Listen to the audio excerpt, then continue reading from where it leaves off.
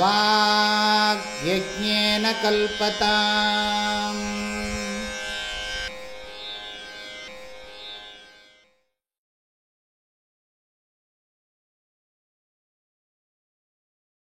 லப்த்வா கதஞ்சின்னரஜன்ம துர்லபம் தத்ராபி பும்ஸ்த்வம் ஸ்ருதிபாரதர்சனம் யஸ்வாத்மமுக்த்யை நயதே தமூடதீஹி. சில புஸ்தகத்தில் முக்தியைக்கு பதிலாக முக்தவுன்னு இருக்கும். ரெண்டு ரீடிங்கும் ஓகே. யஸ்வாத்மமுக்த்யை நயதே தமூடதீஹி சஹ்யாத்மஹ ஸ்வம் விநிஹந்த்ய சத்க்ரஹாத். சில புஸ்தகத்தில் ச ஆத்மஹான்னு இருக்கும். ரெண்டும் பாடம் ஓகே. லப்த்வா கதஞ்சின் நரஜன்ம துர்லபம் தத்ராபி பும்ஸ்த்வம் ஸ்ருதிபாரதர்சனம் யஸ்வாத்மமுக்த்யை நயதே தமூடதீஹி சஹ்யாத்மஹ ஸ்வம் விநிஹந்த்ய சத்க்ரஹாத்.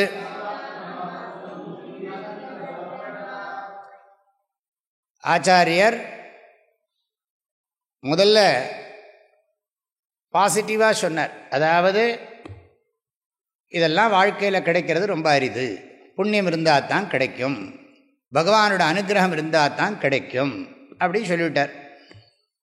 அதாவது 2வது ஸ்லோகத்தில் சொன்னதை தான் 3வது ஸ்லோகத்தில் சம்மப் பண்ணியிருக்கார். அங்கே 8 விதமாக சொன்னதை இங்கே 3ஆக சொல்லியிருக்கார் சுருக்கி. அவ்வளோதான் விஷயம். இப்போவும் திரும்பவும் அதே தான் கருத்தை சொல்கிறார். இங்கே என்ன சொல்கிறார்? இது பண்ணுற எதிர்மறையில் சொல்கிறார். இப்படி இருந்தும் ஒருத்தன் வாழ்க்கையில் மோட்சத்துக்கு முயற்சி பண்ணலைன்னா அவனை போல முட்டாள் எவன் இருக்க முடியும் அப்படின்னு நிந்தனை பண்ணுறார். இந்த வாழ்க்கையில் முக்தி அடைய முயலாதவர்களை நிந்தனை செய்கிறார். ஏன் நிந்தனை பண்ணுறார்னா, ஆச்சாரியருக்கு நிந்தனை பண்ணுறதுல தாத்பரியம் இல்லை. எல்லாரும் இந்த வழிக்கு வரணும். அம்மா குழந்தைய திட்டுறது, குழந்தைய மேலே என்ன, குழந்தைய வெறுக்கிறதுனாலையான்னா, குழந்தைக்கு நல்லது செய்கிறதுக்கு தான் அம்மா திட்டுவா. நல்ல அம்மா, அறிவுள்ள அம்மா, விவரமான அம்மா குழந்தைக்கு நல்லது செய்கிறதுக்காக தான் திட்டுவா, முறையாக திட்டுவா. அவளோட ஃப்ரஸ்ட்ரேஷன் இல்லாமல் குழந்தைகிட்ட காட்டுவா. தன்னோட முடியாத இயலாத தன்மைவா குழந்தைகிட்ட காட்டுறது கோபத்தை.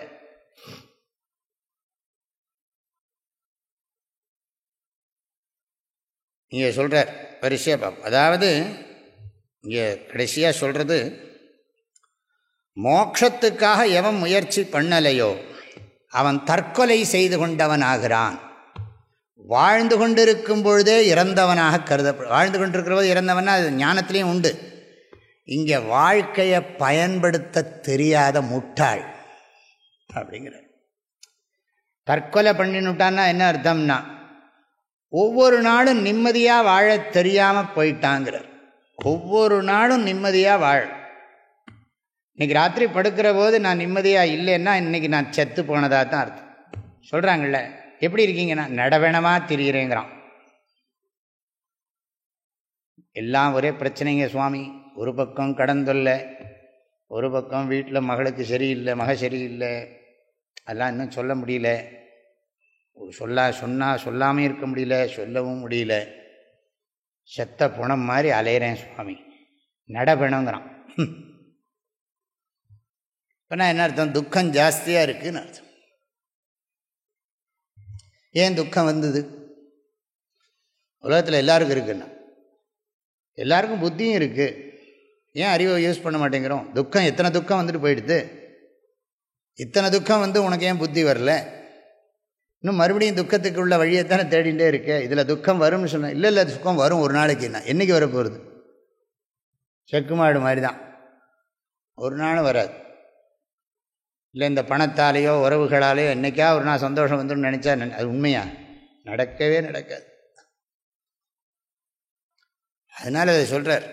இதிலேருந்து நிம்மதியாக இருக்கிறதுக்கு என்ன சிச்சுவேஷன், என்ன கண்டிஷன் இருந்தால் என்ன? நம்ம பாட்டுக்கு ஆனந்தமாக இருக்கிறதுக்கு தெரிய வேண்டாமோ? நினச்சதெல்லாம் நடக்காது, நினைக்காதெல்லாம் நடக்கும். அதுதான் வாழ்க்கை. ஆனால் அதுக்காக வேண்டி நினச்சது நடந்தா என்ன, நினைக்காதெல்லாம் நடந்தா என்ன, நான் என் நிம்மதி என்னத்துக்கு நான் இழக்கணும்? ரொம்ப முக்கியம் இல்லையா? நான் என்னத்துக்கு நிம்மதி இழக்கணும் அப்படின்னா, சுவாமி உலகம் அப்படித்தானே இருக்குன்னா, நம்ம சாஸ்திரம் அதுக்கு மேலே இருக்குது தெரியுமோ இல்லையா? ஏன் நீ படிக்க மாட்டேங்கிற? அதனால தான் தாய்மானவர் ரொம்ப அழகாக சொன்னார்.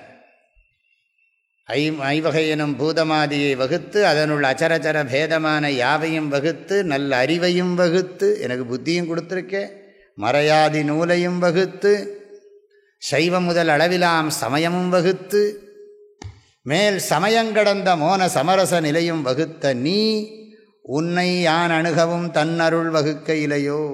இவ்வளவு பண்ணினியே, இதில் ஈடுபாடை கொடுக்கப்படாதா? என்ன குறை வச்சுருக்கார் கடவுள் நமக்கு? நம்ம எப்போ பார்த்தாலும் எத்தனை வந்தாலும் போகல, அழுதுண்டே இருக்கும். பத்தலை, அது சரியில்லை, இது சரியில்லை, ஒரே புலம்பானந்தான். புலம்புறதுக்குள்ளே இவனுக்கு புலம்புறதே, புலம்பாமல் இருந்தால் அவனுக்கு துக்கம் வந்துடும், ஓவராயிடும் துக்கம். நிந்தனை பண்ணுறாருங்க. எவன் மோட்சத்துக்காக பிரயத்தனத்தை செய்யவில்லையோ, விட்டுவிடப் போகிறது உயிர், சுட்டுவிடப் போகிறார் உடலை, அது போல புரிஞ்சிக்க வேண்டாமோன்னா. கடைசி காலத்தில் வருமா, சாகர காலத்தில் சங்கரா சங்கரான்னா பரவாயில்ல, அப்போ சொன்னானேங்கிறான் ஒருத்தன், அது பரவாயில்ல. ஆனால் முன்னாடியே சொல்லியிருந்தா நல்லா இருக்குமே. வரிசை அந்த ஆர்டர்லேயே படிப்போம். கதஞ்சித்து துர்லபம் நரஜன்ம லப்த்வா. என்னவோ யாருக்கு தெரியும்? நம்ம இப்போ அடைஞ்சதை வச்சு தான் நம்ம ஊகம் பண்ணுறோம். மகான்கள்லாம் பாடுறாங்க, என்ன புண்ணியம் செய்தனை நெஞ்சமே. ஏன்னா இப்போ அவருக்கு பக்தி வந்திருக்கிறதுனால சொல்கிறார், உங்கள்கிட்ட இறைவா உங்கள்கிட்ட பக்தி வந்திருக்கு எனக்கு, இதுக்கு நான் நிறைய ஜென்மாவில் புண்ணியம் பண்ணியிருந்தா தான் வந்திருக்கும். பகுநாம் ஜென்மநாமந்தே. ஆனால் எனக்கு தெரியல, அதெல்லாம் எனக்கு பிரத்யட்சமாக தெரியல. இப்போ நான் இந்த வாழ்க்கையில் ஈடுபாட்டோடு இருக்கிறத வச்சு நான் ஊகம் பண்ணுறேன். ஏதோ நான் ஜென்மாந்தரங்களில் நிறைய புண்ணியம் பண்ணியிருக்கேன், அதனால தான் எனக்கு கிடச்சிருக்கு அப்படின்னு நான் ஊகம் பண்ணுறேன். நான் பண்ணின புண்ணியம் எனக்கே தெரியாது, ஞாபகம் இல்லை, பாபமும் தெரியாது. துக்கம் வரும்போது தெரியும். துக்கம் வரும்போது ஏதோ நான் துக்கம் பண்ணியிருக்கேன்னு ஊகம் பண்ணிக்கணும். வாழ்க்கையில் நமக்கு நல்ல வளங்கள்லாம் வரும்போது ஏதோ ஜென்மாந்தரத்தில் புண்ணியம் பண்ணியிருக்கோம், அதனால் நம்ம நன்னா இருக்கோம். அதே மாதிரி துக்கப்படுற போது ஏதோ முதல்ல பாபம் பண்ணியிருப்போம், நமக்கு தெரியாது. அது இப்போ தெரியறது, அனுபவத்தில் தெரியறது, துக்கம் படுறது காரணம் இருக்குது. அது மாதிரி இங்கேயும் நான் கதஞ்சித்துங்கிறார். எனக்கே நான் ஏதோ காரணம், ஏதோ காரணத்தில் யானேயோ தவம் செய்த, நான் என்ன தவம் பண்ணேங்கிறார் மாணிக்கவாசகர். நான் என்ன இப்போ தபஸ் பண்ணேனோ தெரியலையே, எனக்கு அனுகிரகம் பண்ணாரே சுவாமி வந்து. கதஞ்சித்து துர்லபம் கிடைத்தற்கரிய நரஜன்ம லப்த்வா, இந்த மனித பிறவியை அடைந்து, அது மாத்திரமில்லை தத்ராபி பும்ஸ்துவம், அங்கேயும் பும்ஸ்துவம் மறுபடியும் போடுறார். பும்ஸ்துவம்னா ஆணாயிருக்கும் தன்மைன்னு அர்த்தம், லிட்டரலா ஞாபகம் வச்சுங்க. ஆண் தன்மை பெண் தன்மைன்னெலாம் அதெல்லாம் இல்லை. இங்கே வீக் மைண்டு, வீக் இல்லாத மைண்டுன்னு போடணும். வீக் இல்லாத மைண்டு, அதாவது மன வலிமை இல்லாத, என்ன வலிமை இல்லாத மனம், வலிமையுள்ள மனம். எப்போ பார்த்தாலும் எனக்கு யாராவது ஒருத்தர் இருக்கணும், இன்செக்யூராகவே ஃபீல் பண்ணிட்டு இருக்கிற மைண்டு வந்து வீக் மைண்டு. தன்னை வந்து எப்போ பார்த்தாலும் ஏதோ நமக்கு இடைஞ்சல் வரும்போது இருக்கு, பயந்துட்டே இருக்கிற மனசு வந்து வீக் மைண்டு. அது இமோஷனலாக நாம் வந்து ரொம்ப ஸ்ட்ராங்காக இருக்கணும். அதான் சொல்லுவாங்க, நல்ல எண்ணங்கள் உள்ள மனம், healthy mind, strong mind, independent mind, மூணு சொல்லுவாங்க. அதாவது மனம் நல்ல எண்ணங்களால் நிரப்பப்பட்டிருக்கணும், ஆரோக்கியமான மனஸ். அப்புறம் என்ன, உறுதியான மனஸ், சுதந்திரமான மனஸ். யார் உதவியும் நான் சார்ந்திருக்க வேண்டிய அவசியம் இல்லை, நானே என்னை வளர்த்துப்பேன், நான் எனக்கு ஒன்றும் நான் என்னை கஷ்டப்பட்டு முயற்சி பண்ணி என்னை நான் மேல்நிலைக்கு கொண்டு வந்துப்பேன் அப்படிங்கிற ஒரு மனம்தான் வந்து வலிமையான மனம். நிறைய பேர் வரலாம், நம்ம வாழ்க்கையில் போயிடலாம், நிறைய நமக்கு பொருள் வரலாம், போயிடலாம். ஆனால் எந்த காரணத்தை கொண்டும் வள்ளுவர் சொன்னார், அதாவது மனிதனுக்கு செல்வம்ங்கிறது ஊக்கம்னுட்டார். உள்ளம் உடைமை உடைமை பொருள் உடைமை நில்லாது நீங்கிவிடும் அப்படின்னார். உள்ளம்னா இந்த இடத்துல ஊக்கம்னு அர்த்தம். உள்ளத்தனையது உயர்வுன்னா ஊக்கத்தை பொறுத்தது உயர்வுன்னு அர்த்தம். உள்ளம் உடைமை உடைமை. உடைமைன்னா என்ன? எனக்கு உடைமை பொருள் என்னுடையதுங்கிறது, என்னுடையதுன்னு நான் சொல்லிக்கணும்னா ஊக்கம் இருந்தால். ஊக்கம் இருந்தால் என்ன இழந்தாலும் சம்பாதிச்சுக்கலாம்.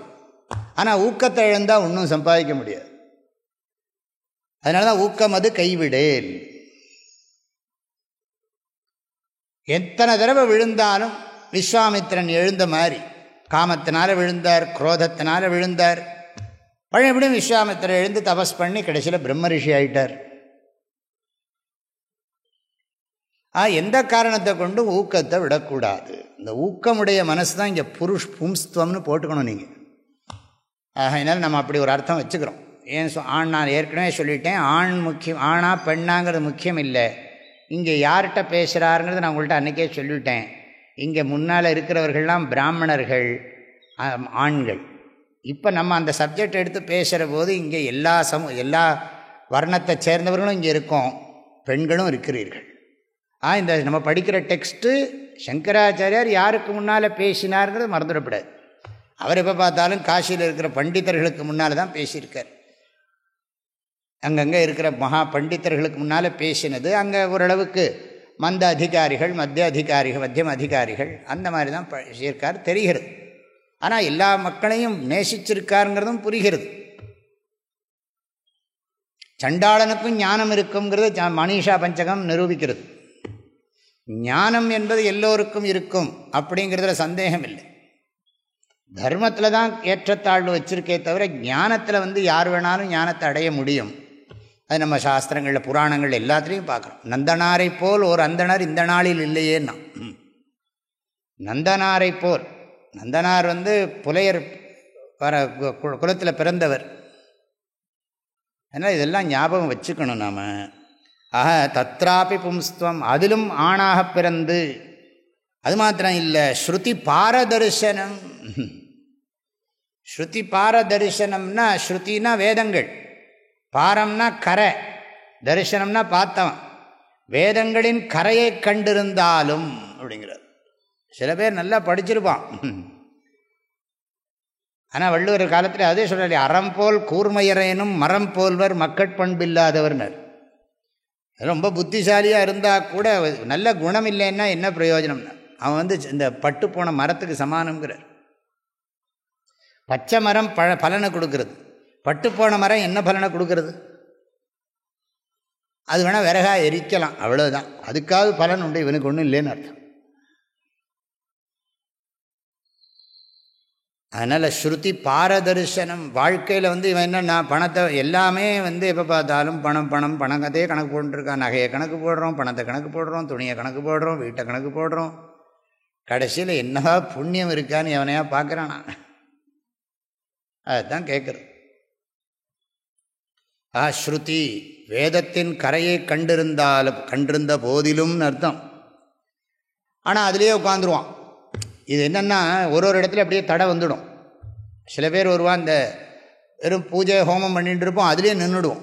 அதுக்கப்புறம் மேலே இருக்குது சைவாகமங்கள்லாம் பார்த்தா சரியாபாதா, கிரியாபாதா, யோகபாதா, ஞானபாதான்னு. கிரியாபாதத்தோடய நின்றுவிட்டா என்ன பண்ணுறது? யோகபாதத்துக்கும் ஞானபாதத்துக்கும் வரணுமே. அதே மாதிரி வேதாந்தத்துக்கும் ஞானத்துக்கும் வரலேன்னு சொன்னால் என்ன பிரயோஜனம்? ஒரு படிப்படியாக வச்சுருக்குது, எல்லாம் சாஸ்திரம் தெரிஞ்சு தான் வச்சுருக்கு. வயசாக நமக்கு நாளாக சரியா கிரியாலாம் பண்ண முடியாது. யோக ஞானத்துக்கு தான் நமக்கு சரீரமே ஒத்துழைக்கும். அதுக்கு தகுந்த மாதிரி தான் சிஸ்டமும் இருக்குது. ஆனால் அது யாரும் முயற்சி பண்ணுறதில்லைங்கிறது தான் ஸ்ருதி பாரதர்சனம். அதுலேயும் கடைசியில் என்னென்னா, இதுலேயே உட்காந்துட்டான், பகவன் நாம ஜபமே போருங்கிறான், அதுக்கு மேலே தேவையில்லைங்கிறான். நான் சொல்லலை, அதுக்காக பகவன் நாம பண்ணக்கூடாதுன்னு நம்ம சொல்லலை. உழுது அதுக்கு ஏதாவது பிரமாணங்கள்லாம் சொல்லிடுவாங்க. வினையேன் அழுதால் உன்னை பெறலாமே இப்படிலாம் இருக்கும். இப்போ அழுதாலே மோட்சம்னு சொன்னால் ஒருத்தன் கேட்குறான், இன்னொருத்தன் கேட்குறான், நான் தப்பாக சொல்ல நினச்சிக்காங்க, வெங்காயமே போருமேங்கிறான். வெங்காயத்தை கொஞ்சம் உரிச்சியானாலே கண்ணில் தண்ணி வந்துடும், அழுதியானால் உனக்கு மோட்சம் வந்துடுமேன்னு. கண்ணிலேருந்து தண்ணீர் வந்தால் காதலாகி கசிந்து கண்ணீர் மல்கி. பக்தி அதெல்லாம் நம்ம கிரிட்டிசைஸ் பண்ணலை. ஆனால் அந்த பக்திக்கு பின்னால் அது பக்திக்கு அடிமையாயிடக்கூடாது. பக்தியை இது பண்ண, பக்திக்கு நாம் அடிமையாயிடக்கூடாது. பக்தி சாதனமா, பக்தி சாத்தியமானா? துவைத சித்தாந்திகள்லாம் பக்தியை சாத்தியமாக சொல்கிறார்கள். தப்புன்னு நான் சொல்லலை, பட் என்ன பண்ணுறதுன்னா பக்தி என்ன இவரை பாடுறாரு, பக்தியால் யானுனை பலகாலும் பற்றியே மா திரு புகழ் பாடி முத்தனா மாறனை பெருவாழ்வில் முக்தியே சேர்வதற்கு அருள்வாயே. கிருஷ்ணர் கீதையில் சொல்றார், பக்தியா மாம் அபிஜானாதி யாவான் நிஷ்சாஸ்மி தத்துவத்தா. பக்தியினால் என்னை ஒருவன் அறிகிறான்னர், என்னை பற்றிய உண்மையை தெளிவாக உணர்கிறான்னர். அந்த இடத்துல பக்திக்கு ஆதிசங்கரர் அர்த்தம் சொல்றார், ஞான லக்ஷணையா பக்தியாங்கிறார். வேதாந்த சிரவண மரண நிதித்தியாசம் தான் இங்கேயும் வரப்போகுதுன்னு கொஞ்சம் நேரத்தில் பக்தின்னு வரப்போகுது. மோட்சத்துக்கு சாதனம் பக்தின்னு சொல்ல போகிறார். பக்தினா என்னன்னு அதுக்கும் அர்த்தம் சொல்ல போகிறார். இதை ஜாக்கிரதையாக புரிஞ்சுக்கணும். அதாவது இவ்வளோலாம் கடைசியில் என்னென்னா சொர்க்கலோகத்துக்கு போகிறேன்பான், இங்கே நான் வைதிக கர்மாக்களை எல்லாம் பண்ணி நாங்கள் சொர்க்கத்துக்கு போய் சொர்க்கத்தில் சுகமாக இருக்கோம், வைகுண்டத்துக்கு போகிறோம், சிவலோகத்துக்கு போகிறோம் அப்படி சொல்லி அங்கே ஏதோ லோகத்துக்கு போகிறேன்னு சொல்லி இந்த லோகத்திலே அடையிற மோட்சத்தை கோட்டை விட்டுடுறாங்கிற. இவன் என்ன, நான் எல்லாமே எதிர்பார்க்குறான். வாழ்க்கையில் மோட்சங்கிறது பின்னாலே ஏதோ வரப்போகிறது, இப்போவே இங்கேயே முக்தி. அந்த நம்மாழ்வார் பாட்டு ஏதோ ஒன்று இருக்குது, அப்போதே அங்கே அப்படின்னு ஒரு பாட்டு உண்டு. உயர்வர உயர்நலம் உடையவன் எவனவன், மயர்வர மதிநலம் அருளினன் எவனவன். இந்த பாட்டிலாம் ஒன்று வரும், அப்போதே அங்கேயே வீடு பெறலாமே, அற்றது பற்றனில் உற்றது வீடு, இங்கேயே அசங்க சஸ்திரேன திருடேன சித்வா தத்தப்பதம் தத் பரிமார்கித்தவியம். அது இருக்கிறத உணரணும்னு அர்த்தம். பரிமார்கித்தவியம்னா தேடின்னு இருக்கிறது இல்லை. அவ்வளோ தூரம் படித்தும் சாஸ்திரங்களை படித்தும் சில பேர் வரமாட்டேங்கிறாங்கிறார்.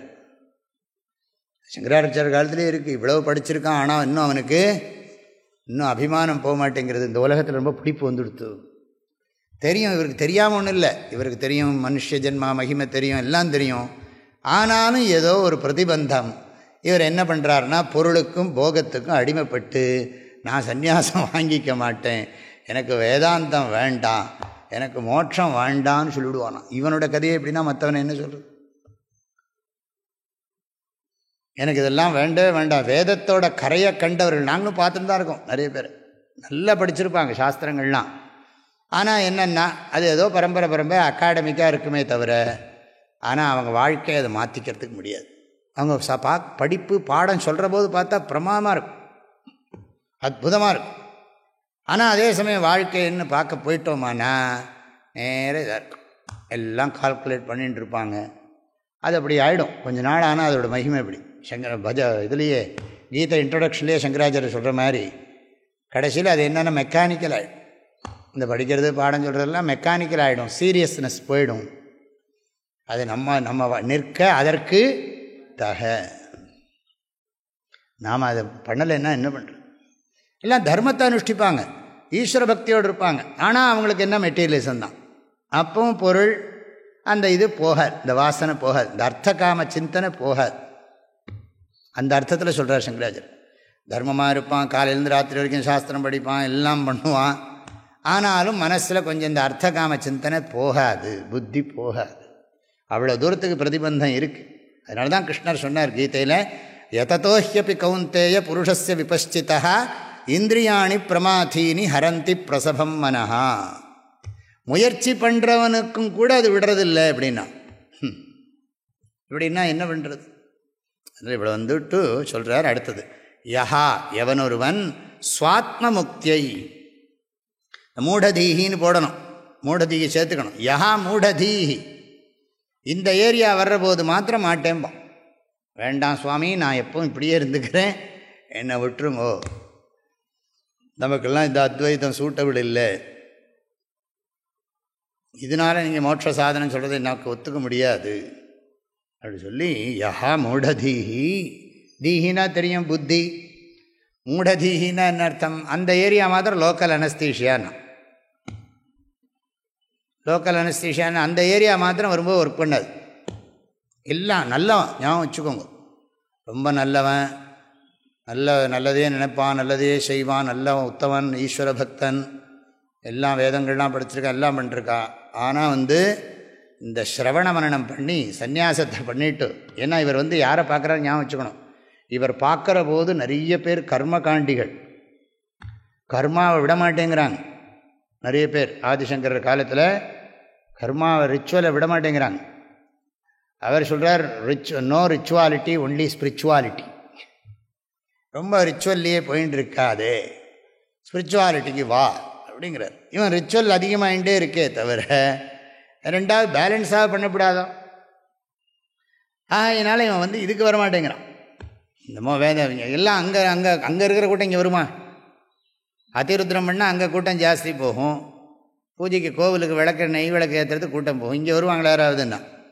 அவர் என்னமோ அங்கே போனால் ஒன்றுமே புரிய மாட்டேங்கிறதுன்னு. சாமியார் என்னமோ பேசுகிறாரு, அவர் சொல்கிறது ஒன்றுமே புரியலையேன்னா. அதுதான் புரியறதுக்கு எவ்வளோ புண்ணியம் வேணும்னு தெரிஞ்சுக்கோ. புரிஞ்சவங்களுக்கு தான் தெரியும் புரியறதுக்கு எவ்வளோ புண்ணியம் வேணும்னு புரியும். அவனுக்கு எப்படி புரியும்? அதுதான் அனுக்கிரகம் வேணும். அதுதான் சொல்கிறார் இவர் அவங்கள பார்த்து திட்டுறார், ஹே மூடமத்தே, போரும், வெளியில் வாங்க, எல்லோரும் சந்நியாசம் பண்ணுங்க, வேதாந்தம் படிக்கலாம், எனக்கு எங்கே வாங்க, ஸ்ரவண மரண நிதித்தியாசம் பண்ணி மோட்சத்தடையலாம். இதுலேயே இருந்தோம்னா வேதத்துக்கு அவமானம்ங்கிறார் ஆதிசங்கரர். அதனால தான் அந்த மண்டன மிஸ்ரர்கிட்ட போய் மண்டன மிஸ்ரரை முதல்ல பார்க்குற போது, வாதத்துக்கு போகிற போது அந்த மண்டன மிஸ்ரர் கேட்குறார், இவ்வளவு புஸ்தக மூட்டையை நீ சுமக்கிறையே, சங்கராச்சாரிய ஓலைச்சுவடியை சுமக்கிறார், இந்த பக்கம் கழுத்தில் இப்படி, நீங்கள் நம்ம நினைக்கிற சங்கராச்சாரியம் இப்படியே அனுகிரகம் பண்ணுற மாதிரி, அது நம்ம இப்படி பார்த்துட்டுருக்கோம். அவர் மூட்டையாக சுமந்துட்டு தேசம் முழுக்க அவர் சிஷ்யர்களெல்லாம் ஓலைச்சுவடியில் எழுதி சுற்றுனதாக இன்றைக்கி உட்காந்து படிச்சுன்னு உட்காந்துருக்கோம். ஓலைச்சுவடியிலையும் பூர்ஜ பத்திரத்துலேயும் எதில் இல்லாமல் எழுதி வச்சு அதெல்லவோ இன்றைக்கி வந்திருக்கு. 1200 வருஷங்கிறாங்க, 2000ங்கிறாங்க, எத்தனை வருஷம் சொன்னால் என்ன? நமக்கு தெரிஞ்ச மீனாட்சி சுந்தரம் உள்ள காலத்தில் புஸ்தகம் கிடையாது. ஊவே சாமிநாதர் தான் புஸ்தகமே கொண்டு வரார். பிரிண்ட் அச்சு போடுறதுங்கிறது அப்போ தான் வந்திருக்கு. எல்லாம் இப்போ ஒரு 150 வருஷத்துக்குள்ளே தான் இந்த புக்கை. இன்றைக்கி டைப் பண்ணால் கம்ப்யூட்டர்லேயே போடுறோம்.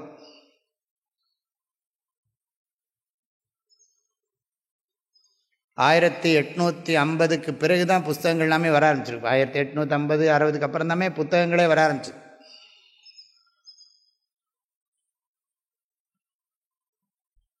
இப்போ எதுக்கு சொல்கிறோம்னா, அவங்களெலாம் அப்படியெல்லாம் சுமந்துட்டு போகிற போது அவர் கேட்குறார், மண்டன மிஸ்ரர் கேட்குறார், இவ்வளவு மூட்டை சுமக்கிறையே உனக்கு குடுமி பூணல் கஷ்டமாக இருக்குன்னு கேட்குறார்.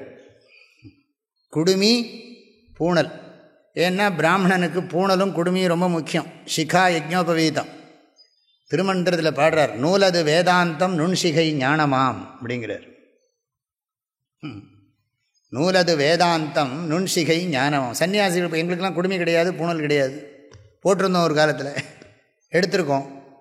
நூலது வேதாந்தம் நுண்சிகை ஞானமாம்.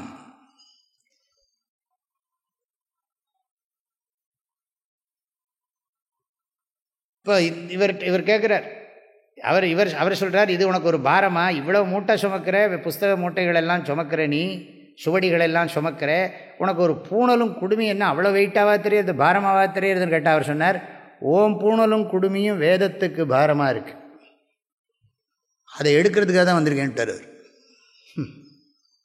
ஏன்னா இந்த சந்நியாசத்தில், அதுவும் இந்த அத்வைத சம்பிரதாயத்தில் இருக்கிற சந்நியாசத்தில் பரமஹம்ச சந்நியாசம்னு பேர். இதில் பூணலும் குடுமையும் எடுக்கிறது முக்கியம்.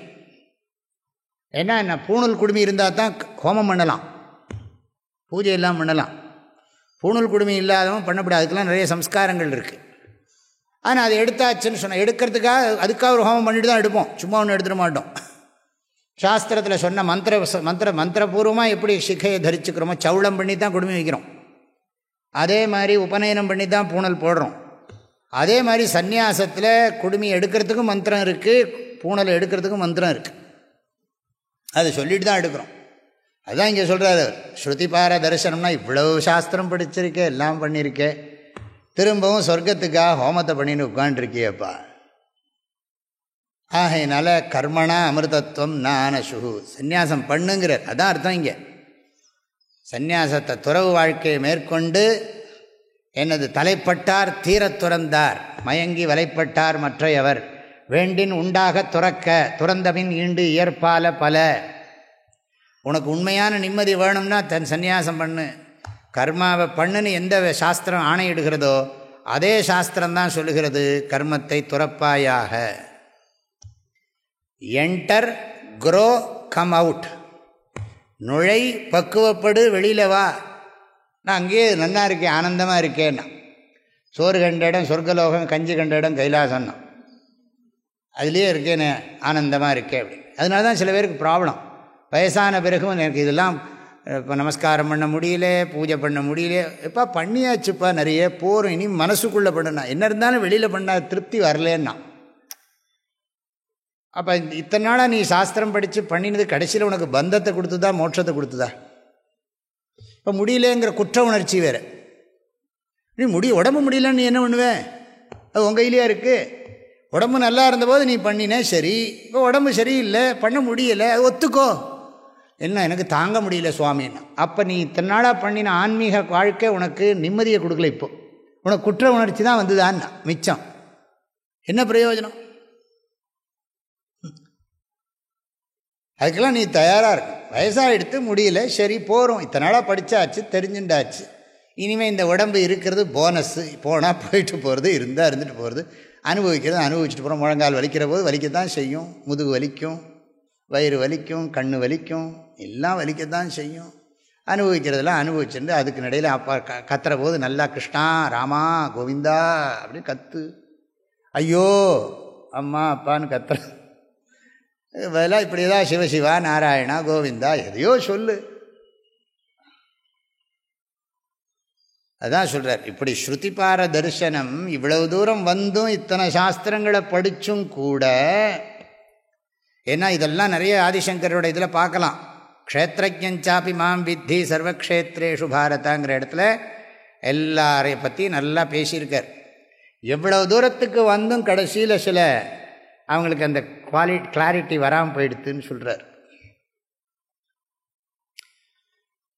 அவர்கள் யஹா மூடதீஹி, எந்த மூடதி முட்டாள், ஸ்வாத்ம முக்தியை தன்னுடைய முக்திக்காக, ஸ்வாத்ம முக்தவுனா விஷய சப்தமி, முக்தியைனா சதுர்த்தி விபக்தி. முக்தியை தன்னுடைய முக்தியின் பொருட்டு ந யதேத முயற்சி பண்ணுறதில்லையோ. பணம் சம்பாதிக்கிறதுக்கு முயற்சி பண்ணால் எங்கே சுகம் கிடைக்கும், அங்கே சுகம் கிடைக்கும், எந்த ஹோட்டலில் அது கிடைக்கும், எந்த இடத்துல பாட்டு பாடுவான், எந்த இடத்துல சினிமாவை பார்க்கலாம், எந்த ஹோட்டலில் சாப்பாடு கிடைக்கும், எந்த கடையில் நல்ல சென்ட்டு கிடைக்கும், எந்த கடையில் போனால் நல்லா மெல்லிசாக துணியை உடுத்திக்கலாம், மெத்த கிடைக்கும், இதுக்கெல்லாம் அலைஞ்சான், அதுக்கெல்லாம் முயற்சி பண்ணினான். ஆனால் தான் நிம்மதிக்கு முயற்சி பண்ண விட்டுவிட்டானேங்கிறார். உண்மையான நிம்மதிக்கு முயற்சி பண்ண வேண்டாம், போலியான நிம்மதிக்கு முயற்சி பண்ணி ஓஞ்சு போனான். துன்பம் கலந்த இன்பத்துக்காகவே வாழ்க்கையை செலவழித்து விட்டான். துன்பமில்லாத இன்பத்தை உணர்வதற்கு வாழ்க்கையை செலவழிக்க வேண்டாமா நேரத்தை? அது மிஸ் பண்ணிவிட்டாங்கிறார். தன்னுடைய மோட்சத்துக்கு நிறைய பேர் சொல்லுவாங்க, அவள் நம்ம முக்திக்கு முயற்சி பண்ணக்கூடாது, எல்லாருக்கும் நல்லது பண்ணணும். நீ முதல்ல நிம்மதியாக இருந்தால் தான் அடுத்தவனுக்கு நிம்மதியை கொடுக்க முடியும். முதல்ல நீ நிம்மதியாக இருக்க, ஆனந்தமாக இருக்க பழகு. அப்போ தான் அடுத்தவனுக்கு ஆனந்தத்தையோ நிம்மதியோ உனக்கு சொல்லிக் கொடுக்க முடியும். நீ எப்படி மனசை வச்சுக்கிண்டா நிம்மதியாக இருக்க முடியும்னு உனக்கு தெரியுமோ, அப்போ தான் நீ இன்னொருத்தனுக்கு சொல்லிக் கொடுக்க முடியும். நீ அதை படித்து புரிஞ்சு கடைப்பிடிச்சு அனுபவித்து அது அப்புறம் நீ அதை சொல்லு, அப்புறம் அவனுக்கு மனசில் பதியும். எந்த முட்டாள், கொஞ்சம் அன்போட கண்டிக்கிறது, எந்த முட்டாள் தன்னுடைய மோட்சத்திற்காக முயற்சி செய்யவில்லையோ, சஹா சஹா ஆத்மஹா, சஹி ஆத்மஹா அப்படி இருக்குது. சஹ்யாத்மஹான்னு ஒரு ரீடிங் இருக்குது, ச ஆத்மஹான்னு இன்னொரு ரீடிங் இருக்குது. படிக்கிற பாடபேதம். சஹ்யாத்மஹான்னு சொல்லலாம், ச ஆத்மஹா. ஆத்மஹான்னா என்ன அர்த்தம்? தன்னை கொன்றவன். ஆத்மானம் ஹத்தி இத்தி ஆத்மஹா. பசுமாட்டை கொண்டா அவனுக்கு பேர் கோஹா, கோஹத்தி. சிசுஹத்தி குழந்தையை கொல்றது, பசுமாட்டை கொல்றது, கர்ப்பத்தில் இருக்கிற குழந்தையை கொல்றது ப்ரூணஹான்னு பேர். கர்ப்பத்தில் இருக்கிற குழந்தையை கொல்றதுக்கு பேர் ப்ரூணஹான்னு பேர், ப்ரூணஹத்தின்னு பேர். அது பெரிய பாபமாக சொல்கிறது சாஸ்திரம். அதெல்லாம் இப்போ சொன்னால் யாருக்கும் ஒத்துக்க மாட்டாங்க. இந்த பணத்தில் ஆசை இருக்கிறதுனால தான் நம்ம இதெல்லாம் அந்த குழந்தை பிறந்துட்டா அதுக்கப்புறம் அதை காப்பாற்றணுமே இந்த கவலை. இந்த மாதிரி இருக்கிறவங்களுக்கெல்லாம் சொல்கிறது சாஸ்திரம் அடுத்த ஜென்மாவில் குழந்தையே இருக்காது. நான் சொல்லலை, சாஸ்திரம் சொல்கிறது.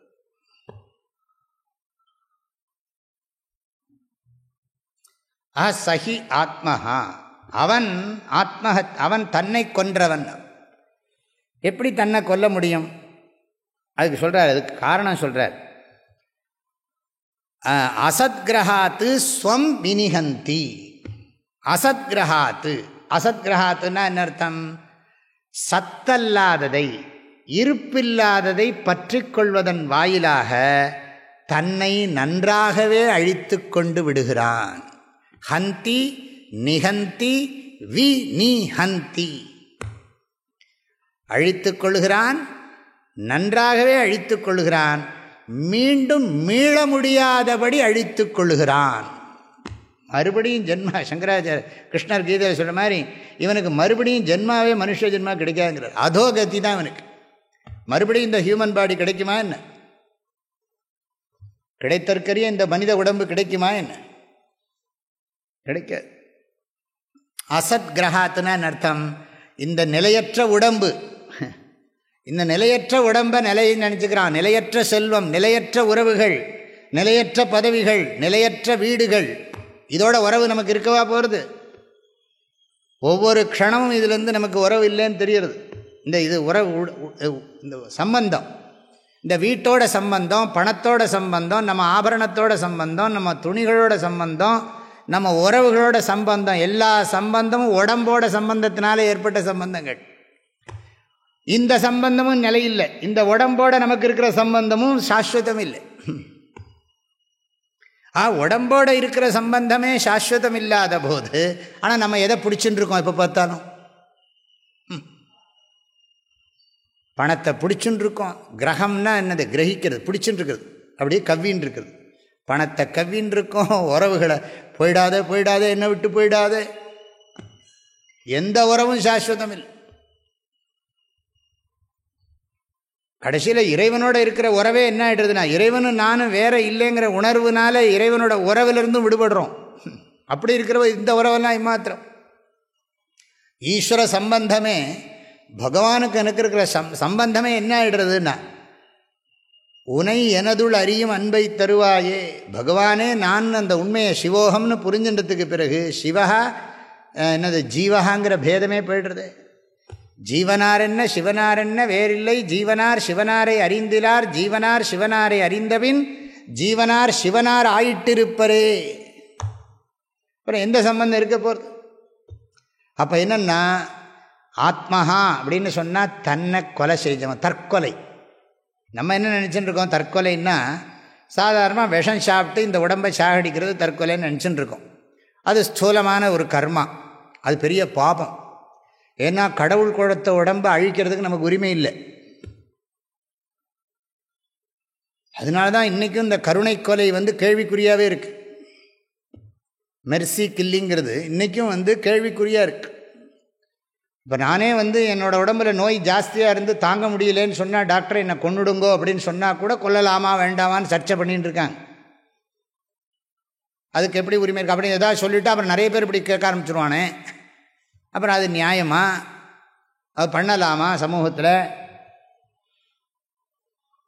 பெரிய கேள்வியாக இருக்குது. இப்போ நாய் ரொம்ப சொறி பிடிச்சி போச்சு, கெட்டு போச்சுன்னா நாயை கொன்னுடுறோம். ஏன்னா அந்த சொறி நாயை வச்சு நம்மளால் வாழ முடியாது. அந்த உடம்புக்குள்ளே அந்த சொறி நாய் உடம்புக்குள்ளே அந்த உயிர் கஷ்டப்பட்டு தான் இருக்குது. கஷ்டப்படணும் இருக்குதுல. நம்ம அது என்ன சுவாமி ரொம்ப இதாக இருக்குது, தாங்க முடியாது, அது எங்கே போனாலும் அது வேறு நோயை வேறு பரப்புறது, என்னோட துக்கம் எனக்கு நிம்மதி போயிடும். சரி க்ளோஸ் பண்ணு.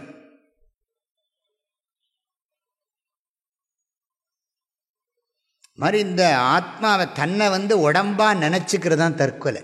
இந்த இடத்துல தற்கொலை பண்ணுறது ஒரு விஷம் சாப்பிட்டு உடம்பை கொலை பண்ணுறது. சில பேர் கடன் தொல்லை தாங்க முடியல, மானம் அவமானம், வீட்டில் அவமானம் ஏற்பட்டு போச்சு, எல்லாத்துக்கும் என்ன பண்ணுறான்னா அவனுக்கு அந்த ப்ரிஸ்டீஜ் கௌரவ விஷயம் இருக்கிறதுனால இந்த உடம்பை கொன்னுடுறான்.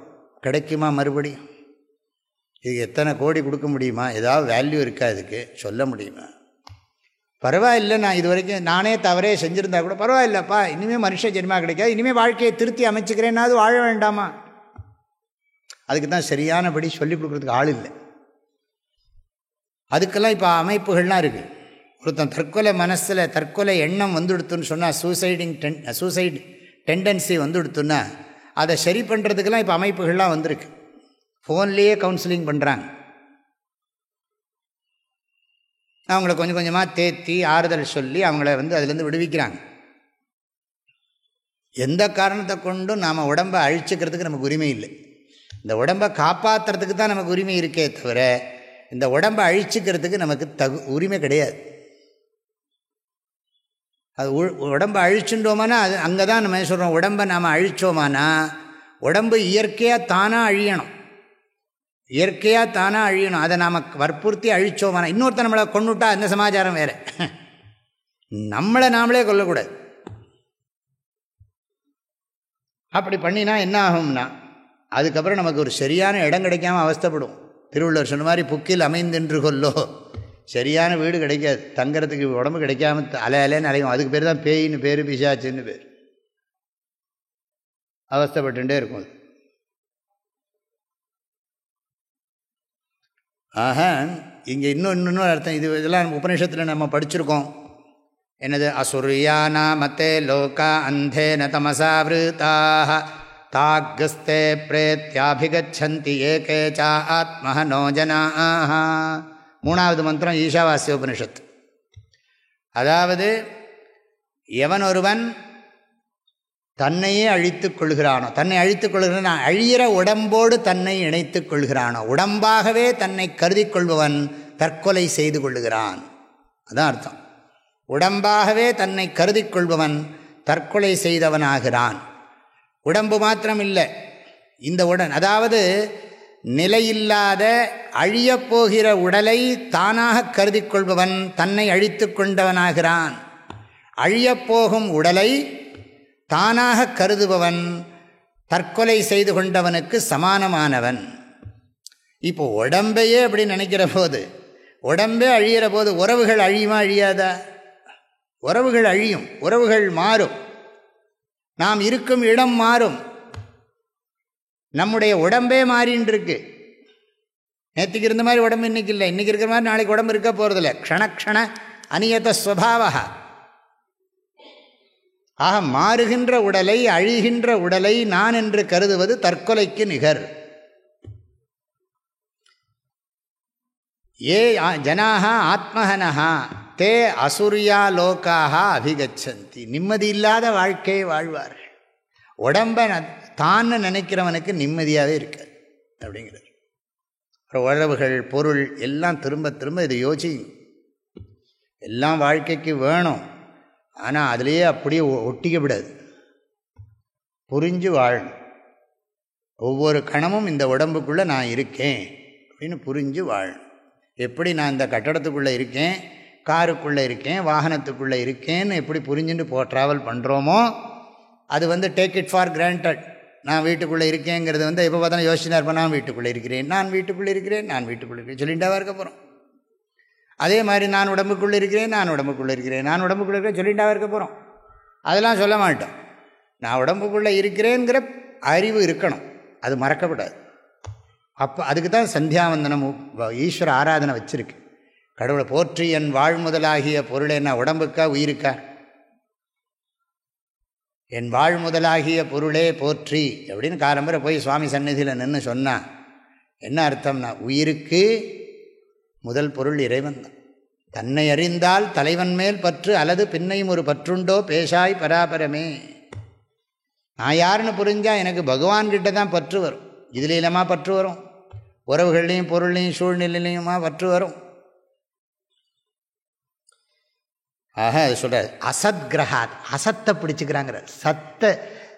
தன்னுடைய சத்தான தன்னை பற்றின உண்மையை புரிஞ்சிக்காம தன்னுடைய சத்ஸ்வரூபத்தை உணராமல் அசத் ஸ்வரூபத்தை தான்னு நினைக்கிறது தான் தற்கொலை. அசத்தான சரீரம், தனம், தன கனக வஸ்து, வாகனங்கள் எல்லாம் அசத்து. அசத்தை பிடிச்சிக்கிறான், தன்னை மறந்துடுறான். நான் யாருங்கிற உண்மையை உணராமல், அதாவது முழுமையான தன்னை உணராமல் முழுமையற்றவைகளோடு தன்னை இணைத்து கொள்வதுதான் தற்கொலை. முழுமையான இறைவனை சார்ந்திருக்க வேண்டும், தன்னை முழுமையான இறைவனோடு இணைத்து கொள்ள வேண்டும். இல்லாட்டி தன்னையே முழுமையான தத்துவமாக உணர வேண்டும். இறைவனை முழுமையாக அறிந்து பிறகு தன்னையே முழுமையாக உணர வேண்டும். அப்படி இல்லைன்னா இந்த முழுமை இல்லாததை போய் முழுமைன்னு நினச்சி உறவுகள், பொருள், இடம், சூழ்நிலை இதில் போய் எந்த ஒட்டிக்கணும். அதுதான் இங்கே சொல்கிறார். இந்த ஸ்லோகத்தில் என்னென்னா, மனித பிறவி, ஆத்ம விஸ்வாசம், சாஸ்திரம் படித்தா மாத்திரம் போராது, அல்டிமேட் கடைசி குறிக்கோள் அடைஞ்சே ஆகணும். வெறும் அர்த்தம் மாத்திரம் போராது, காமம் மாத்திரம் போராது, தர்மம் மாத்திரம் போராது. மோக்ஷா பரமபுருஷார்த்த சாதனம். பரமபுருஷார்த்தமானது மோக்ஷந்தான். இந்த அர்த்தமோ காமமோ தர்மமோ நமக்கு பரமபுருஷார்த்தம் கிடையாது. மோக்ஷந்தான் பரமபுருஷார்த்தம். அப்புறம் அந்த மோட்சத்துக்கு சாதனம் ஜீவேஸ்வர ஐக்கிய ஞானமா, இல்லை ஜீவன் ஈஸ்வரங்கிட்ட பண்ணுற பக்தியா, அதெல்லாம் அப்புறம் பார்ப்போம். அதில் எனக்கு மோட்சம் வேணும். மறுபடியும் நான் சரீரம் எடுக்கக்கூடாது. சரீரம் எடுக்கக்கூடாது, இல்லை சரீர அபிமானம் வரக்கூடாது. ஆச்சாரியர் மனுஷ ஜென்மாவை நன்றாக உபயோகப்படுத்தணும், பயன்படுத்தணும் அப்படிங்கிறத திரும்ப திரும்ப வற்புறுத்தி உபதேசம் பண்ணுறார். மனுஷ ஜென்மா துர்லபம், ரொம்ப நாளைக்கு இந்த சரீரம் இருக்காது. பகவான் கீதையில் 9ஆம் அத்தியாயத்தில் உபதேசம் பண்ணியிருக்கார். அனித்யம் அசுகம் லோகம். லோகம்னா சரீரம், இந்த ஸ்தூல சரீரம். அனித்யம், அனித்யம்னா சீக்கிரம் போயிடும், நிலைச்சிருக்காது. அசுகம், அசுகம்னா இது சுகம் தராதது. அப்படி சுகம் கொடுத்தாலும் இந்த சுக ஆபாசம், வாஸ்தவ சுகம் கிடையாது. போலி இன்பமே தவிர உண்மையான இன்பம் இந்த உடம்பில் கிடைக்காது. இதை நீ அடைஞ்சிருக்கேன். இதுக்கு 2 லட்சணம் சொல்கிறார். அனித்யம் அசுகம். துக்கம்னு சொல்லலை, அசுகம்னு சொல்லிட்டார். அசுகம்னா துக்கம்னு அர்த்தம் பண்ணிக்கலாம், தப்பு இல்லை. ஏன்னா ஜென்ம மிருத்யு ஜரா வியாதி துக்க தோஷ அனுதர்சனம்னு பகவான் கீதையில் ஒரு குணமாகவே சொல்கிறார். ஒருத்தனுக்கு எப்போவுமே ஜென்மாவில் பிறக்கிற போது அழுதுண்டே பிறக்கிறோம், சாகிற போது அழுதுண்டே சாகிறோம், வயசான பிறகு அழுதுண்டே இருக்கும். கை வலிக்கிறது, கால் வலிக்கிறது, முதுகு வலிக்கிறதுன்னு அழுதுண்டே இருக்கும். அப்புறம் அதுக்கு போராட்டத்துக்கு காய்ச்சல், தலைவலி, வியாதி வேறு. ஆக ஜென்மதுக்கம், ஜென்மதுக்க தோஷ அனுதர்சனம் அப்படி படிக்கணும். அது ஜென்மதுக்க தோஷ அனுதர்சனம், மிருத்யுதுக்க தோஷ அனுதர்சனம், ஜராதுக்க தோஷ அனுதர்சனம், வியாதி துக்க தோஷ அனுதர்சனம். ஒரு ஆன்மீக வாழ்க்கை வாழ்கிறவன் இந்த பிறப்பு துன்பத்தை, பிறப்பு துன்பக் குறைபாடு, இறப்பு துன்பக் குறைபாடு, முதுமை துன்பக் குறைபாடு, அப்புறம் என்ன நோய் துன்பக் குறைபாடை தினமும் நினைத்து பார்க்க கடமைப்பட்டிருக்கிறான். ஆக இப்படி ஒரு சரீரத்தை வச்சுண்டு இது எதுக்கு உபயோகப்படுத்தணுமோ அதுக்கெல்லாம் உபயோகப்படுத்த தெரியாமல் துக்கத்தோடையே சாகிறேன். ஐயோ பணத்தெல்லாம் விட்டுட்டு சாகிறேனே, சொத்தெல்லாம் விட்டுட்டு போகிறேனேன்னு போய்த்தானோ. நீ சொத்தை சம்பாதிச்சுட்டா வந்த எல்லாம் துக்கப்பட்டுட்டே சாகிறான். எல்லாரையும் விட்டு போகிறேன்னு இவங்கெல்லாம் எப்படி இருக்க போகிறாங்களோ அது வேறு கவலை. நீயே போகிற, அவன் எப்படி இருக்க போகிறான், நீ எதுக்கு கவலைப்படுறப்பான்னு. சாமியாருக்கெல்லாம் இதெல்லாம் தெரியாதும்மா. சாமியாருக்கு தான் இதெல்லாம் தெரியும், உனக்கு தான் தெரியல. நீ தப்பாக வாழ்கிற, உன் வாழ்க்கை முறையே தப்பு, உன் சிந்திக்கிற முறையே தப்பு, அது தப்புன்னு உனக்கு புரிஞ்சாலும் நீ புரியாத மாதிரி நடிக்கிற, அப்படி தான் சொல்லுவோம். அதனால் இதை திரும்ப சொல்கிறார். எப்படியோ மனுஷ ஜென்மா கிடச்சுடுத்து, தெரியல என்ன காரணமோ தெரியல, ஹியூமன் பாடி கிடச்சுடுத்து, அதுலேயும் நல்ல சரீரம், திருடமான சரீரம் கிடச்சிருக்கு. அது மாத்திரமில்லை, புருஷார்த்தம், வாழ்க்கையினுடைய பரம புருஷார்த்தம் மோட்சம்னு தெரிஞ்சிருக்கு. ஸ்ருதிபார தரிசனம்னா அர்த்தம் வாழ்க்கையோட குறிக்கோள் இல்லை, காமம் வாழ்க்கையோட குறிக்கோள் இல்லை, தர்மங்கூட வாழ்க்கையோட குறிக்கோள் இல்லை, மோட்சந்தான் பரமபுருஷார்த்தந்தான் வாழ்க்கையோட குறிக்கோள்ங்கிறது தெரிஞ்சும் இருக்குது. தெரிஞ்சிருந்தாலும் நான் அதுக்கு முயற்சி பண்ண மாட்டேன்னு சொன்னால் அவனை என்ன பண்ணுறது?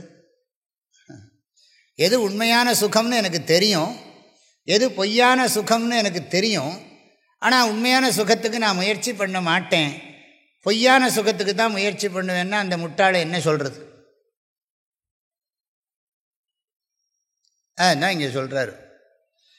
ஸ்ருதிபார தரிசனம், அவன் இன்னும் தன்னை தடிக்க வச்சுக்கிறானே தவிர தன்னை அழிக்க தெரியலையே. தன்னை இந்த தன்னுடைய இண்டிவிஜுவாலிட்டி, தன்னுணர்வை இன்னும் ஸ்ட்ராங் பண்ணிக்கிறானே தவிர அந்த இண்டிவிஜுவாலிட்டியை இல்லாமல் பண்ணிட்டு வாழ தெரியலையே. செத்தாரை போல் திரி நெஞ்சே. ஆஹா யஹா ஸ்வாத்ம முக்தியை ந யதேத, எவன் தன்னுடைய மோட்சத்துக்காக முயற்சி செய்யவில்லையோ அப்படிங்கிற. பணம் சம்பாதிக்கிறதுக்கு முயற்சி பண்ணுற, உலக சுகம் அனுபவிக்கிறதுக்கு முயற்சி பண்ணுற, நிறைய புண்ணியம் பண்ணுறதுக்கு முயற்சி பண்ணுற, மோட்சம் அடையிறதுக்கு, ஞானத்தை அடையிறதுக்கு முயற்சி பண்ண மாட்டேங்கிறீ, அங்கேயே உட்காந்துட்டியே. ஒன்று அர்த்தத்திலே உட்கார்ந்துடுறான், இல்லாட்டி காமத்தில் உட்கார்ந்துடுறான், இல்லாட்டி தர்மத்தில் உட்கார்ந்துடுறான். வேதாந்த ஸ்ரவண மரண நிதித்தியாசனம் பண்ணி மோட்சத்துக்கு வர வேண்டாமோ? அப்படிப்பட்டவன் அப்படி வந்தும் படித்த முட்டாள்னு சொல்கிறோம் இல்லையா, ஃபில்டர்டுன்னு. படித்த முட்டாள், வடிகட்டின முட்டாள்ங்கிறது வேறு. முட்டாள்களையெல்லாம் வடிகட்டினா இவன் தான் பெஸ்ட்டாக இருப்பான்னு அர்த்தம். அது ஃபில்டர் ஃபூல்னு அர்த்தம். இவன் படித்த முட்டாள்ங்கிறார், படித்தும் பண்ண மாட்டேங்கிறானே பாரு. அறம்போல் கூர்மயிரேனும் மரம் போல்வர் மக்கட்பண்பு இல்லாதவர்னு வள்ளுவர் சொன்ன மாதிரி, எவ்வளோதான் உனக்கு நீ புத்திசாலியாக இருந்தாலும் உன்கிட்ட நல்ல குணங்கள்லாம் இல்லைன்னா நீ மரத்துக்கு சமானம்தான் சொன்னேன்னு நினைக்கிறேன். அன்னைக்கு பட்ட மரத்துக்கு சமானம்.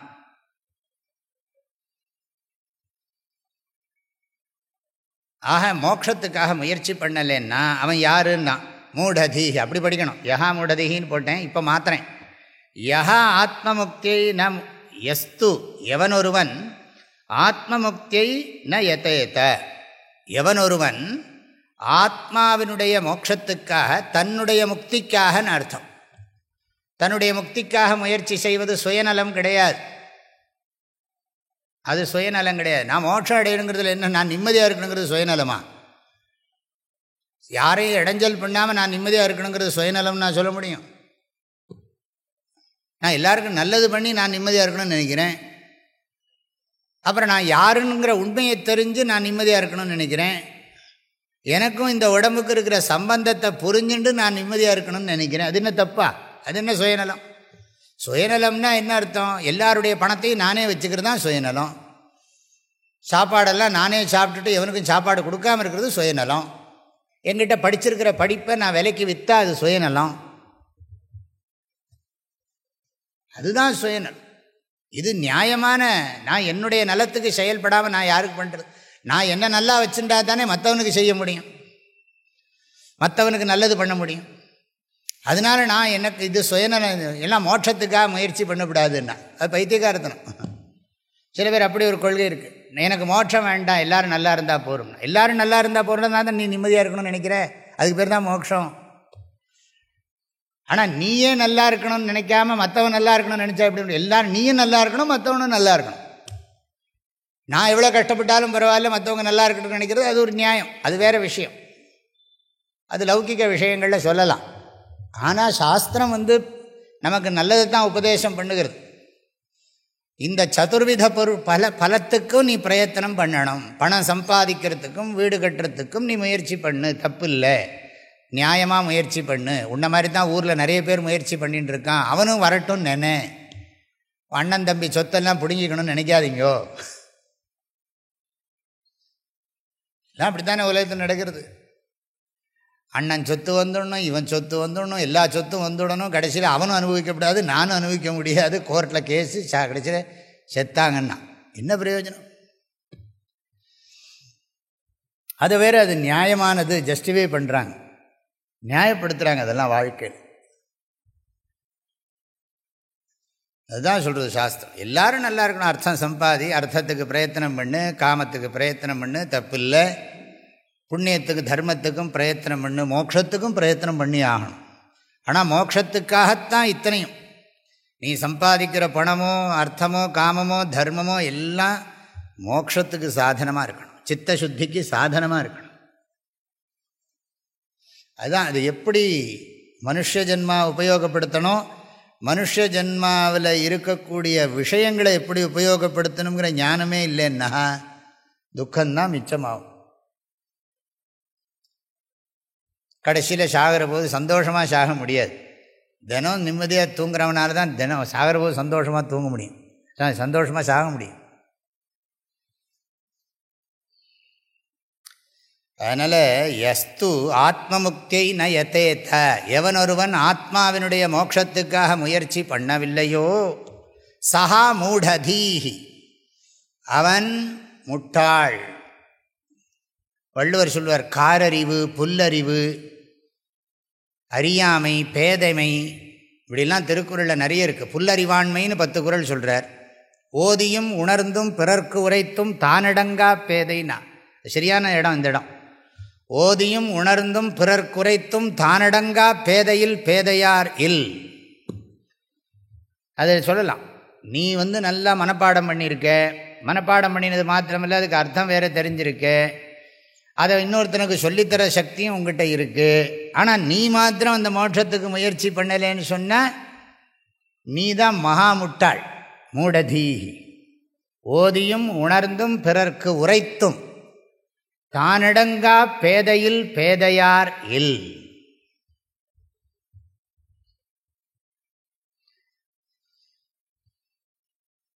அதுதான் சொல்றார். ந யதேத சஹா மூடதீஹி ஸ்வம் அசத்கிரஹாத்து சஹா ஆத்மா மூடதீஹி ஆத்மா. இன்னொன்று சொல்கிறார், தன்னைத்தானே கொலை பண்ணிட்டான் அப்படின்னா நிறுத்தம். புருஷார்த்த சங்கராச்சாரிய சொல்கிற மாதிரி இது என்னது,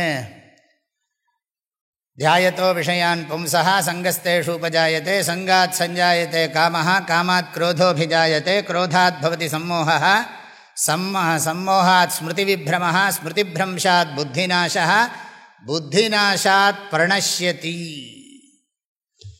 புத்திநாசாத் பிரணஷ்யத்தின்னா புருஷார்த்த அயோக்கியோ பவத்தின்னு விட்டார் சங்கராச்சாரியர். வாழ்க்கையின் குறிக்கோளாகிய உண்மையான மனசாந்தியை அடைவதிலிருந்து அவன் அழிந்து போகிறான். அந்த ஸ்லோகத்தை 2வது அத்தியாயம் பகவத்கீதையில் இருக்குது. ஸ்தித பிரஜ்ஞ லக்ஷணத்தில் ஓயாது உலகப் பொருள்களையே எண்ணுவனுடைய மனத்தில் ஆசை வளர்கிறது, பற்று வளர்கிறது. அதில் விஷயங்களையே தியானிக்கிறவனுக்கு அந்த விஷயங்களில் ஒரு ஒட்டுதல் பற்றுதல் வந்து விடுகிறது. பற்று அதிகமான பேராசை வளர்கிறது. பேராசையை யாரேனும் இடைஞ்சல் பண்ணினால் அது கோபமாக மாறுகிறது. கோபம் வந்த வரந்தா இன்னும் மோகம் கூடுகிறது. சம்மோகா, இல்லை நான் அதை அடைஞ்சே தீருவேங்கிறான். என்ன சண்டை பாருங்க, பதவி சண்டை நடக்கிறது உலகத்தில். சம்மோகா, சம்மோகாத்தை என்ன ஆகுறதுன்னா அந்த படித்ததெல்லாம் இத்தனை வருஷமாக கஷ்டப்பட்டு படித்ததெல்லாம் மறந்து போகிறதான். ஸ்மிருதி விப்ரமஹா, அந்த காலத்து படிப்பை சொல்கிறாங்க. இந்த காலத்து படிப்பு லௌகிக வித்தியை தான் நிறைய இருக்குது. அந்த காலத்துல எல்லாம் இதெல்லாம் படிச்சிருப்பாங்க, எல்லாருக்குமே இந்த வித்தியை இருக்கும். ஸ்மிருதி விப்ரமஹா, எல்லாம் மறந்து போயிடும், சரியாக ஞாபகத்துக்கு வராது. ஏன்னா கோபம் ஜாஸ்தியாகிடுத்து, மயக்கம் ஜாஸ்தியாகிடுத்து, மோகம் கூடி போச்சு. அப்புறம் ஸ்மிருதி அந்த இது என்ன புத்தின்னு கடவுள் கொடுத்து பிரயோஜனம் இல்லாமல் போயிடுது. கடவுள் பகுத்தறிவுன்னு உனக்கு ஒன்று கொடுத்தார், சாஸ்திரத்தை வேற கொடுத்தார், குருவை வேற கொடுத்தார். இத்தனையும் கொடுத்தும் நீ சரியாக வாழ தெரியல, உன் புத்தியவே சரியாக உபயோகப்படுத்தலை, அதனால் உன் வாழ்க்கையே வீணாக போச்சுன்னார். புத்தி நாசாத் பிரணஷ்யதி. ஆக விஷய தியானம், விஷய சங்கா, விஷய காமஹா, குரோதஹா, சம்மோகா, ஸ்மிருதி விப்ரமஹா, புத்தி நாசஹா, பிரணாசா. சஹா மூடதீஹி ஆத்மஹா, தன்னைத்தானே கடவுள் கொடுத்த சிறந்த வாழ்க்கையை வீணாக்கி விட்டானே, கூத்தாடி கூத்தாடி போட்டு உடைத்து விட்டானே. நல்லா வாழ்ந்திருக்கலாம், தனக்கு சமூகத்துக்கு நல்லது செஞ்சு அதன் மூலம் தனக்கு க்ஷேமம் அடைஞ்சிருக்கலாம், வீணாக போயிட்டான்பான். அந்த காலத்தில் இப்படிப்பட்ட கல்ச்சர் இருந்து இப்படி இருக்கும். இப்போ அது இல்லவே இல்லை, இப்போ கேட்கவா வேணும்? அப்படிப்பட்ட சூழ்நிலை இப்போ எல்லாம் எல்லாம் எங்கே போத்தா, ஏர்போர்ட்டில் போய் பார்த்தா எல்லாம் மூஞ்சியில் சிரிப்பே வரமாட்டேங்கிறது யாருக்கும். சரியா சிரித்தாலும் அது அதில் வேறு போலி சிரிப்பாக இருக்குது, உண்மையான சிரிப்பே வரமாட்டேங்கிறது. அகத்தின் அழகு முகத்தில் தெரியும்னா, பேச்சிலையும் தெரியும், மூஞ்சியை பார்த்தாலும் தெரியும். அப்படி என்ன தன்னைத்தானே கொலை பண்ணிட்டானே, அதுக்கெல்லாம் அர்த்தம் சொல்லிட்டேன் நான். அசத்கிரஹாத்து ஸ்வம் வினிஹந்தி. அசத்தானதை, அசத்துனா இந்த இடத்துல என்ன, மித்யாபூதமான, பொய்யான, நிலையற்ற,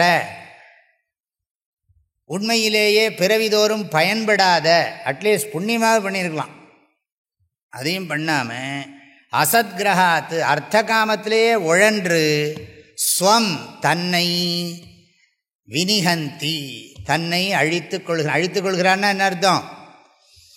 தன்னுடைய மனித வாழ்க்கையை வீணாக்கி விடுகிறான்.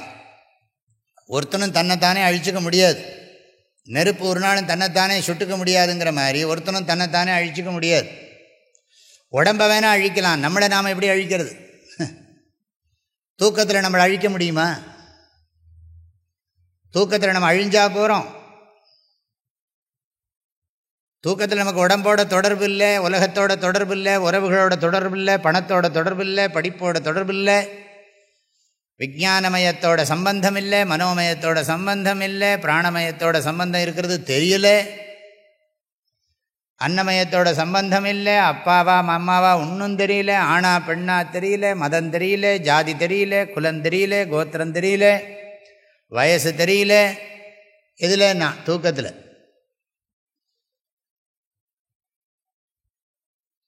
ஆனால் உடம்போட சம்பந்தம் இருக்கு. அப்புறம் முழிச்சோடனே பார்த்தா எல்லாம் வந்துவிடுது பழையபடி. ஜாதி, நீதி, குலம், கோத்திரம், மதம் எல்லாம் வந்துவிடும். அதனால் திரும்ப வரும். அசத்தை பிடிச்சிக்கிறதுனால அழிஞ்சு போகிறான்னு என்ன அர்த்தம்? தம் வாழ்க்கையை இப்படி பெருதற்கரிய பேர் இழந்தாரே, வீணாக்கிட்டானேன்னு மகான்கள்லாம் அதுதான் சொல்லுவாங்க. ஏப்பா பணத்தை வீணடிக்காதே, வாழ்க்கையை வீணடிக்காதே, ஒவ்வொரு நாளும் உனக்கு வரப்பிரசாதம், ஒவ்வொரு க்ஷணமும் உனக்கு வரப்பிரசாதம், வரந்தான் வாழ்ந்துட்டு இருக்கிறது. அதனால் பரம புருஷார்த்த சாதனத்தை தானே சொல்லணும். விவேக சூடாமணி மோக்ஷாஸ்திரம். இப்போ மோட்சத்துக்கு தானே முக்கியத்துவம் கொடுத்து பேசணும். எந்த சாஸ்திரமும் அந்தந்த விஷயத்தை பற்றி பேசுகிற போது அது ஸ்துதி பண்ணும். அர்த்தசாஸ்திரத்தை எடுத்தால் அர்த்தஸ்துதி இருக்கும், காமசாஸ்திரத்தை எடுத்தால் காமஸ்துதி இருக்கும், தர்மசாஸ்திரத்தை எடுத்தால் தர்மஸ்துதி இருக்கும். இது மாதிரி மோக்ஷாஸ்திரத்தை எடுத்தால் மோக்ஷஸ்துதி இருக்க தான் இருக்கும். இதில் மறைமுகமாக மோக்ஷந்தான் வாழ்க்கையிலேயே முக்கியமானது, உயர்ந்ததுங்கிறது அழகாக சொல்லியிருக்கு. லப்த்வா கதஞ்சின் நரஜன்ம துர்லபம் தத்ராபி பும்ஸ்த்வம் ஸ்ருதி பாரதர்சனம் யஸ்வாத்மமுக்த்யை நயதே தமூடதீஹி. சில புஸ்தகத்தில் முக்தியைக்கு பதிலாக முக்தவுன்னு இருக்கும். ரெண்டு ரீடிங்கும் ஓகே. யஸ்வாத்மமுக்த்யை நயதே தமூடதீஹி. சஹ்யாத்மஹ ஸ்வம் வினிஹந்த்ய சத்க்ரஹாத். சில புஸ்தகத்தில் ச ஆத்மஹான்னு இருக்கும். ரெண்டும் பாடம் ஓகே. லப்த்வா கதஞ்சின் நரஜன்ம துர்லபம் தத்ராபி பும்ஸ்த்வம் ஸ்ருதிபாரதர்சனம் யஸ்வாத்மமுக்த்யை நயதே தமூடதீஹி சஹ்யாத்மஹ ஸ்வம் வினிஹந்த்ய சத்க்ரஹாத்.